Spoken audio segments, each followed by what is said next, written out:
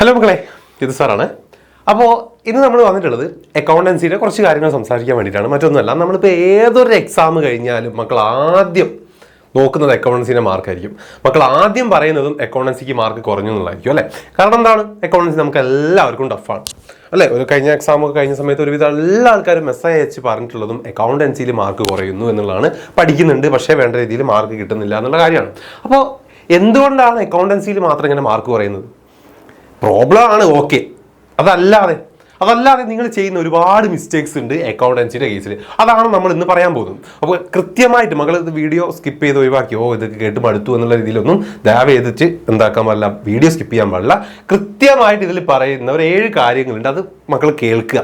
എന്നിട്ട് അത് മക്കൾ ചെയ്യുന്നതാണെങ്കിൽ ഓക്കെ, വേണ്ട രീതിയിൽ അതിനെ ട്രീറ്റ് ചെയ്യുക. ഓക്കെ, അതല്ലെങ്കിൽ ഓക്കെ നിങ്ങൾക്ക് സ്കിപ്പ് ചെയ്യാം.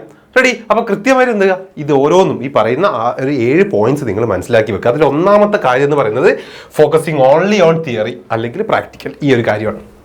അതായത് നിങ്ങൾ തിയറിയോ അല്ലെങ്കിൽ പ്രാക്ടിക്കൽ ഏതെങ്കിലും ഒന്നിനായിരിക്കും നിങ്ങൾ കൂടുതലായിട്ട് ഫോക്കസ് ചെയ്യുക.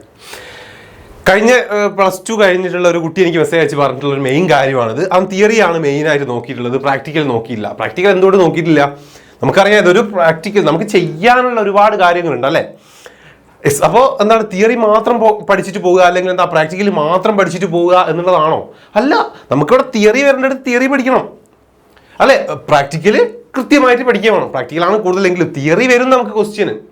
അറിയാലോ, MCQ ആയിട്ട് നമുക്ക് ഒരുപാട് ക്വസ്റ്റ്യൻസ് ചോദിക്കും. അത് തിയറി ബേസ്, തിയറി പഠിച്ചാലേ നമുക്ക് ചെയ്യാൻ പറ്റുള്ളൂ. MCQ നമുക്ക് നന്നായിട്ട് മാർക്ക് സ്കോർ ചെയ്യാൻ പറ്റുന്ന ഒരു കാര്യമാണ്. തിയറി പഠിച്ചിട്ടില്ലെങ്കിൽ നമ്മളത് തെറ്റിക്കും. അപ്പോൾ എന്ത് ചെയ്യുക, നിങ്ങൾ ആദ്യം ചെയ്യേണ്ട കാര്യം ഇതാണ്. തിയറിയോ അല്ലെങ്കിൽ പ്രാക്ടിക്കലോ ഏതെങ്കിലും ഒന്ന് മാത്രം പഠിക്കുക എന്നുള്ളത് ഒഴിവാക്കുക. കൃത്യമായിട്ട് എല്ലാം പഠിക്കുക, എല്ലാം നമുക്ക് പഠിക്കണം. Ready? Second, not writing proper format.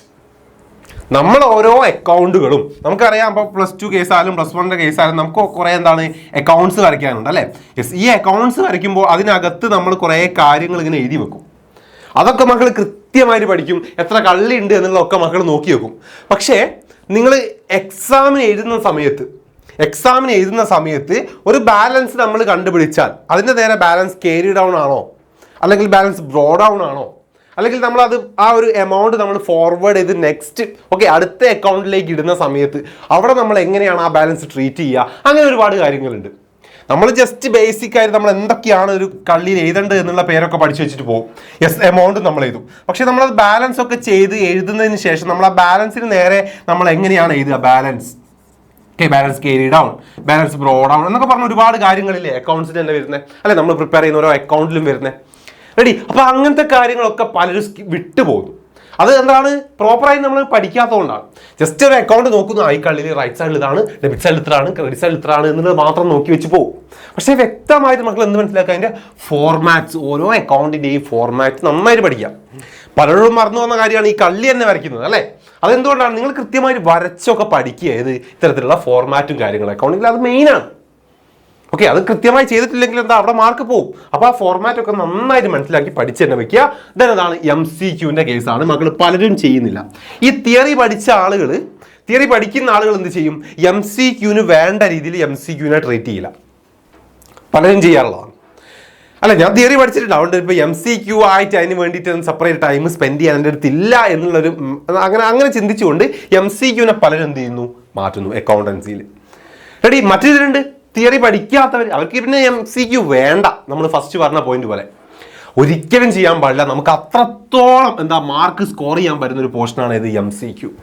കൃത്യമായിട്ട് ഓരോ തിയറി നമ്മൾ പഠിച്ചു കഴിഞ്ഞാലും അതിൽ നിന്നും വരാൻ ചാൻസ് ഉള്ള എങ്ങനെയൊക്കെ അതിൽ നിന്ന് ക്വസ്റ്റ്യൻ വരാം എന്നുള്ളത് വ്യക്തമായി നമ്മൾ ചിന്തിക്കണം. റെഡി? ഒരു തിയറി കണ്ടു കഴിഞ്ഞാൽ, അക്കൗണ്ടൻസിയിൽ ഒരു തിയറി കണ്ടു കഴിഞ്ഞാൽ അപ്പോൾ നന്നായിട്ട് എന്ത് ചെയ്യുക, ആ തിയറി അത്രത്തോളം നമ്മൾ മനസ്സിലാക്കി വെക്കുക. എന്നാൽ മാത്രമേ നമുക്ക് എന്താക്കാൻ പറ്റുള്ളൂ, MCQ എഴുതാൻ പറ്റുള്ളൂ. അതേപോലെ തന്നെ നമ്മൾ ഈ ക്വസ്റ്റ്യൻസ് ഒക്കെ ചെയ്ത് പഠിക്കുന്ന കൂട്ടത്തിൽ MCQനെ അതുപോലെ ട്രീറ്റ് ചെയ്യുക, നന്നായിട്ട് പഠിക്കുക. ഓരോ MCQസും നമ്മൾ നല്ലോണം ഇതിൽ അക്കൗണ്ടൻസി ചെയ്യേണ്ടതുണ്ട്. മൂന്നാമത്തെ കാര്യമാണ്, പലരും ചെയ്യാറില്ല. നാലാമത്തെ ശ്രദ്ധിച്ചോ, ഓവർ ലുക്കിംഗ് സ്മോൾ അഡ്ജസ്റ്റ്മെന്റ്സ്. പലരും ചെയ്യുന്ന മിസ്റ്റേക്കാണ്. കാരണം അക്കൗണ്ടൻസി നമുക്കറിയാം, നമ്മൾ ഒരുപാട് പ്രോബ്ലംസ് ചെയ്ത് പോകും. പക്ഷേ നമുക്ക് പെട്ടെന്ന് ചെയ്യാൻ പറ്റുന്ന കാര്യങ്ങളുണ്ടാവും. ആ ചെറിയ അഡ്ജസ്റ്റ്മെന്റ്സിലൂടെ നമ്മൾ ചെയ്യുന്ന കാര്യങ്ങളുണ്ടാവും.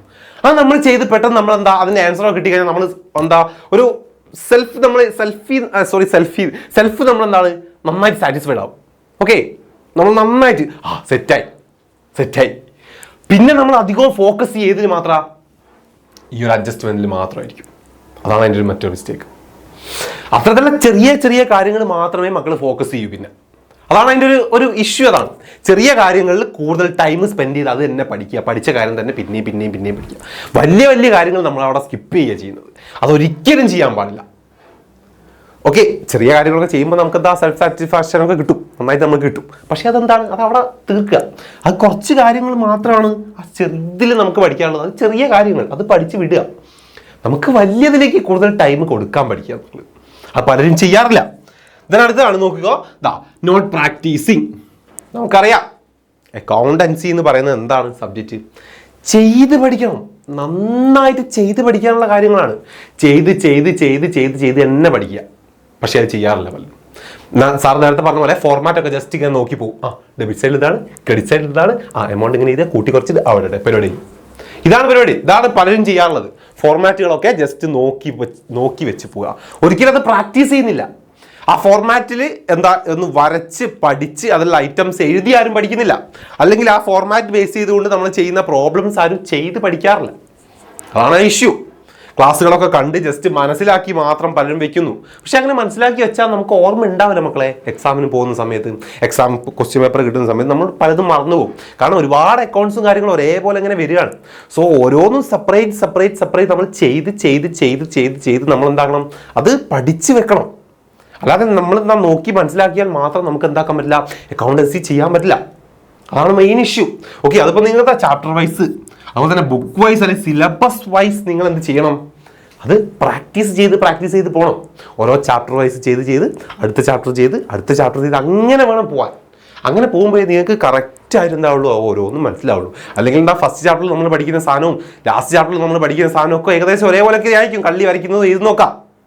പക്ഷേ നാം മനസ്സിലാക്കി വെച്ച് പോകുന്ന സമയത്ത് നമ്മൾ ജസ്റ്റ് എന്താകുന്നു, അത് കൺഫ്യൂഷനായി പോകും, സംഭവിക്കും.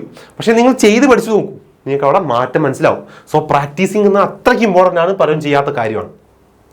ദെൻ റിവൈസിങ് ആണ്. നിങ്ങളുടെ മിസ്റ്റേക്ക് റിവൈസ് ചെയ്യുന്നില്ല. വലിയ കാര്യമാണ്. അത് മറ്റൊന്നുമല്ല പറയാൻ. ഇപ്പം നമ്മളൊരു പ്രോബ്ലം, ഇപ്പം ആരെങ്കിലുമൊക്കെ ഒരു പ്രോബ്ലം ചെയ്ത് പഠിച്ചു എന്ന് വിചാരിക്കാം.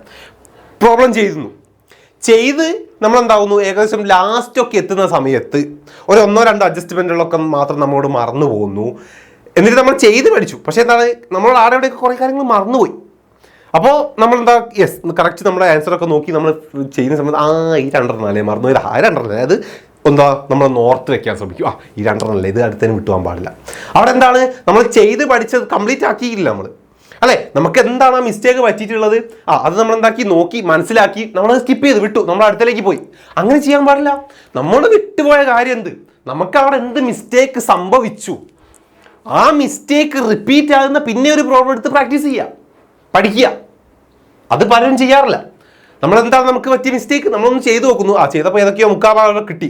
പക്ഷേ ലാസ്റ്റ് ഒരു 1/4 ഭാഗം അല്ലെ, ലാസ്റ്റ് കുറച്ച് ഭാഗം നമ്മളോട് കിട്ടിയിട്ടില്ല. അത് കിട്ടിയിട്ടില്ലെങ്കിൽ അത് കിട്ടുന്നത് വരെ പിന്നെയും ചെയ്യാം. അത് കിട്ടുന്ന രീതിയിൽ മറ്റൊരു പ്രോബ്ലം എടുത്ത് പിന്നെയും ചെയ്യാം, വർക്കൗട്ട് ചെയ്യുക. നമ്മളെ മിസ്റ്റേക്കാണ്, എവിടെയാണ് നമ്മളെ മിസ്റ്റേക്ക് പറ്റിയിട്ടുള്ളത്, ആ മിസ്റ്റേക്ക് ക്ലിയർ ആകുന്നവർ ചെയ്യുക. അല്ലാണ്ട് ആ മിസ്റ്റേക്ക് മനസ്സിലാക്കി കഴിഞ്ഞാൽ അതിനെ സ്കിപ്പ് ചെയ്യല്ല ചെയ്യുക. പലരും അത് ചെയ്യാറില്ല, ശ്രദ്ധിക്കുക. ഓക്കെ, ഇതൊക്കെ പ്രാക്ടീസിങ്ങുമായിട്ട് റിലേറ്റഡ് ചെയ്ത് വരുന്ന കാര്യങ്ങളാണ്. റെഡി? പിന്നെ നമ്മുടെ പ്രസൻറ്റേഷൻ ലാസ്റ്റ് പോയിന്റ് ആണ്.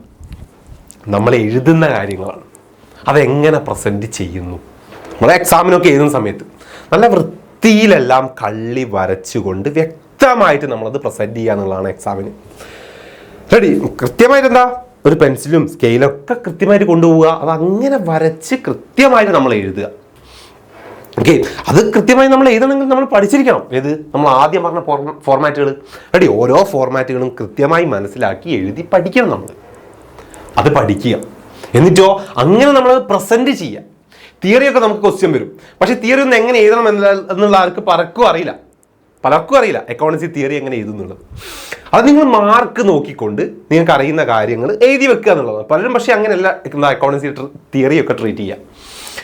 പ്രോബ്ലം പേപ്പറിലേക്ക് വരുമ്പോഴും അങ്ങനെ തന്നെയാണ്. പലരും വേണ്ട രീതിയിൽ എന്താക്കുന്നില്ല, അത് ഫോർമാറ്റോടെ അല്ലെങ്കിൽ അത് പ്രസൻറ്റ് ചെയ്യുക, അത്രത്തോളം പെർഫെക്റ്റ് ആയിട്ട് പ്രസൻറ്റ് ചെയ്യുന്നില്ല. ഒരു കള്ളി വരച്ചൊക്കെ എഴുതേണ്ട കാര്യങ്ങളാണെങ്കിൽ അതങ്ങനെ എഴുതുക, വ്യക്തമായി കള്ളിയൊക്കെ വരച്ച് കൃത്യമായ ഓരോ കാര്യങ്ങളും സാധാരണത്തെ പറഞ്ഞല്ലോ. ഇപ്പോൾ balance scale down, balance broad down, അങ്ങനത്തെ കുഞ്ഞു കുഞ്ഞു കുഞ്ഞു കാര്യങ്ങളുണ്ടാവും. അങ്ങനത്തെ കാര്യങ്ങളൊക്കെ എന്താ വ്യക്തമായി പഠിച്ചിട്ട് എഴുതുക.